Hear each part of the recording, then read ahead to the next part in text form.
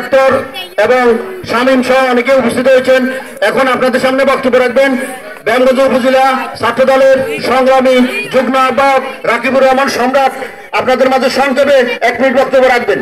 আপনারা আমাদের মেন গেটে স্বেচ্ছাসেবক দলের যে সমস্ত প্রার্থীরা আছেন দয়া করে আপনাদের লোকগুলো যেন বাইরে না যায় এই ব্যবস্থাটা একটু করুন। ধন্যবাদ।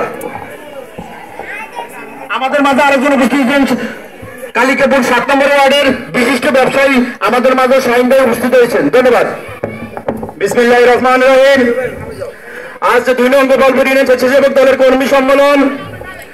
আজকের এই কর্মী সম্মেলনে উপস্থিত আজকের সবার সভাপতি বেগমগঞ্জ উপজেলা স্বেচ্ছাসেবক দলের আহ্বায়ক নজরুল ইসলাম ভাই, আজকের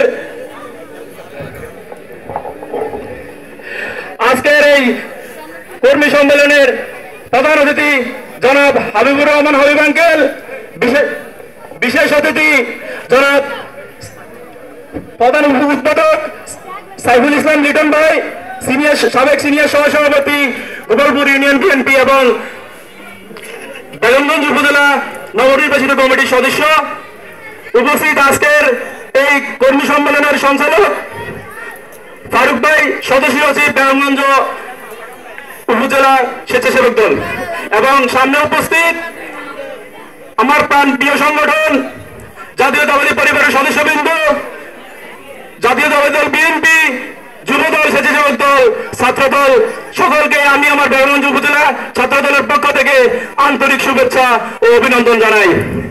আমি প্রথমে ধন্যবাদ জানাই আমাদের উপজেলা স্বেচ্ছাসেবক দলের নেতৃবৃন্দকে। তারা বিগত বছরে, বিগত ফ্যাসিস্টের আমলে যারা যে কেউ করতে পারে নাই, কিন্তু আমাদের স্বেচ্ছাসেবক দল করে রেখেছে। আমি তাদেরকে আবারও ধন্যবাদ জানাই। তারা সারা বেগমগঞ্জ ব্যাপী যে সম্মেলন করেছে তাদেরকে আমি এই ধন্যবাদ জানাই আমার ব্যক্তিগত পক্ষ থেকে।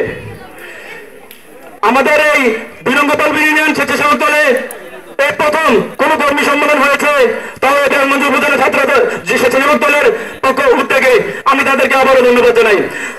আমি সকল প্রার্থীদের উদ্দেশ্যে শুধু এটাই বলবো, আপনারা যে যে পদে পান দলের জন্য কাজ করবেন, দেশের জন্য কাজ করবেন, জনগণের জন্য কাজ করবেন। আমি এর থেকে বেশি কিছু বলবো না। আমার সিনিয়র নেতৃবৃন্দ আছেন, ওনারা বক্তব্য দেবেন, আমরা শুনবো। আমি এগুলো আমার বক্তব্য শেষ করছি। আসসালামু আলাইকুম। ধন্যবাদ।